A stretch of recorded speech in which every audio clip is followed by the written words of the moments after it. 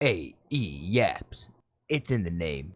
All right, tensions are remaining high because the India-Pakistan war it feels like it's on a pause right now, and it might be in just full play at the moment as we're recording this video because there was a agreed upon ceasefire.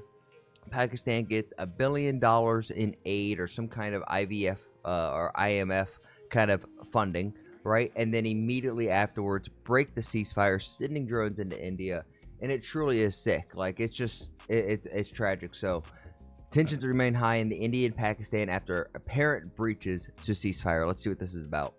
I'm Laura Barone Lopez. John Yang is away.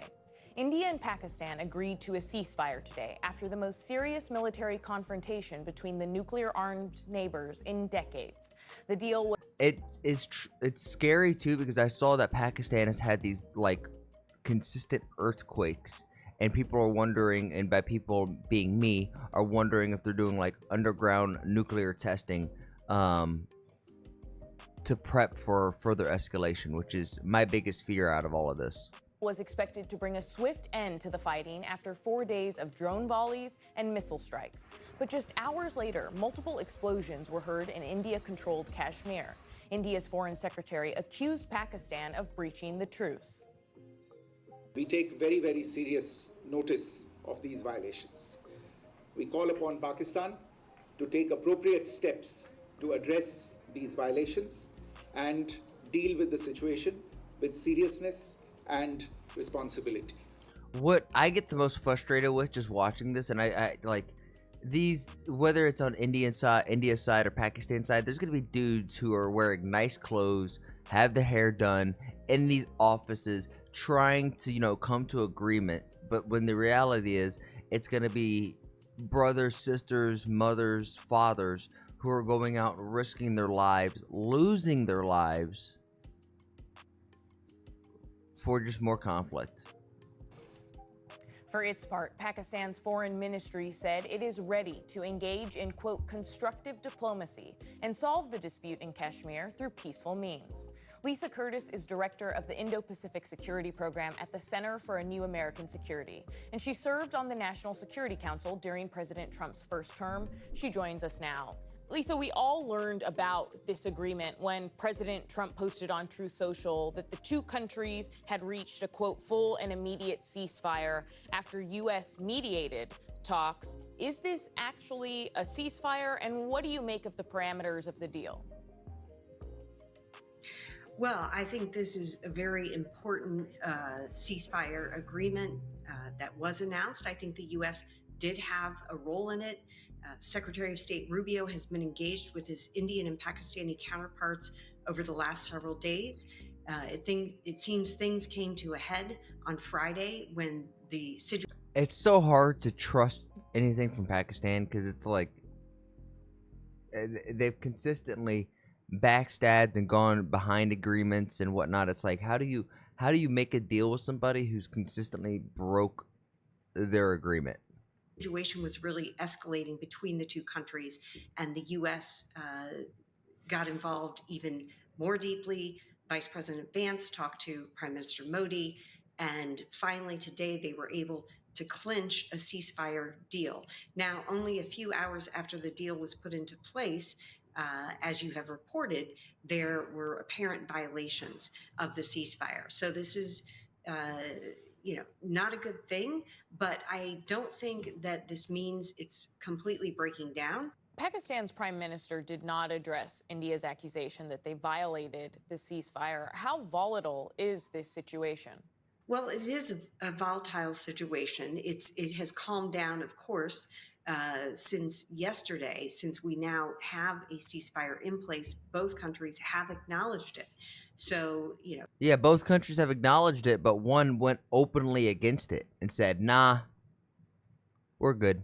There is no reason, even if India believes that there may have been some violations, this doesn't mean that India has to respond. Because unfortunately, the cycle we were in over the last 4 days was tit for tat, responding with drones, missiles on each side, and it was continuing to escalate. But now that we have this agreement in place, There is a mood. People are very happy. There's a mood that things have calmed down. And so I see these ceasefire violations as, temporary. Hopefully they're temporary, and Yeah, the ceasefire was temporary because of these what are you even saying? This lady is so dumb. they do not mean that the situation is breaking down, but rather it's just an imperfect ceasefire at the moment. And I think Okay, so is an imperfect ceasefire not a breakdown of a ceasefire? Like, are we listening to what this lady is saying? Now, granted, I'm not gonna try to dunk on this white Karen over here because I feel like she might come after you in the parking lot. Like, if you look at her funny, like, hey, you trying to rob me? But in all seriousness, I don't know what to do other than India responding with reciprocal tariffs. Now we have reciprocal bombings because if you bomb it, like, this is from me kind of talking to the homies at the gas station, and I don't mean that as to be racist. I just have some homies at the gas station who have some family, some friends who are like they're dual citizens. So it feels like if you're an Indian and you have any pride in India or Sirkhan or Virat Kohli, MS Dhoni, Kerry Minot, if like you have pride in India and Indian let's say just culture, how can you not become patriotic for your country? Right? Like you're like, yo, these are my people. This is bigger than the community, which maybe this could be a good thing for India to say, hey, like we have differences aside. I know there's some internal conflicts going around in India, and the same thing within everywhere else in the world. Like if you have the South goes against the North, the East goes against the West, there's always conflicts in these large areas, right? You kind of just naturally humans become tribes. But this is something that can unify the tribes of India and say, yo, we got to become better and stop this threat that is becoming a persistent pain in our ass. I think the U.S. will get involved. It already has been involved. It has brokered this ceasefire. And so I'm sure that as we speak, the U.S. is talking with both sides, trying to figure out what is going on to make sure that they can get the ceasefire back into place and get the situation calmed down again. Lisa, what do you make of the fact that India's government said that this deal was brokered between India and Pakistan? They didn't acknowledge any U.S. involvement and seemed to reject some of the statements from the president and Secretary of State Rubio. Well, I don't think this is surprising. India has always rejected any third-party mediation in its dispute with Pakistan over Kashmir. Honestly, and just like the timing of this, I'm over here on Twitter and looking at this. Indian government on Trump's mediation offer on Kashmir. We have a very clear position. Only one issue remains: the return of POC, the Pakistan-occupied Kashmir, which is crazy to me that Kashmir is split in two, like East Germany and West Germany. At least that's like my viewpoint of it. I could totally be wrong, but they don't want anyone to mediate. We don't need anyone to mediate. That's their response to this. Pakistan It's exactly has a what she's saying. completely opposite position, where they constantly are trying to get international attention and mediation on Tell me with that analogy. Listen to what she just said. mediation. And seemed to reject some of the statements from the president and Secretary of State Rubio. Well, I don't think this is surprising. India has always rejected any third-party mediation in its dispute with Pakistan over Kashmir. Pakistan has a completely opposite position, where they constantly are trying to get international attention and mediation on the dispute. So what I just gathered from that is we're going to look at the international world and we're just going to say America, right? Maybe because I'm American, I'm a little biased in this. Because it feels like Pakistan is like the little brother of the situation and India is the older brother, and you know the little brother is being just a complete little ass, and eventually the older brother retaliates. He starts crying. He's like, mom, he hit me, and he's trying to make this big scene even though he's the one who started it. It's like, I need help, and it's like when they get picked up, they just turn and look and like sneer because they know that they did wrong, and they're just trying to use emotional language to try to get what they want, like, and get that leverage out of them. So, in these cases, it is important that the U.S. is involved and taking a role in pulling both countries back from the brink. However, the U.S. doesn't have a role in trying to, resolve the fundamental territorial dispute over Kashmir. That is not something that I think the U.S. Can help out with. That is something that both of the countries have to do on their own. So India is very sensitive to any hints of outside mediation in their dispute with Pakistan.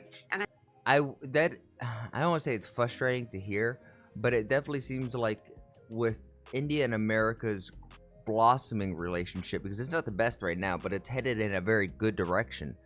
You would think that they would be more open to conversations with America, and once more get into that American military magazine, that catalog, and pick out some new fighters. I think that's why they have really downplayed the U.S. role in this particular ceasefire agreement. Lisa Curtis, thank you for your time. Thank you. Okay, guys, I need you to let me know, because this is, as we wrap up and close out of this video, there's one thing that I saw, that Pakistan supposedly had dominance in the air when it came to, like, air fighters. Will you let me know if that's true or not? Because, shout out to all of you who have been DMing me on Instagram. That's kind of where I've been most active recently, going back and forth in Discord a little bit, but giving me updates saying, yo, this is propaganda, this is the truth, this is, we don't know, we're still figuring out.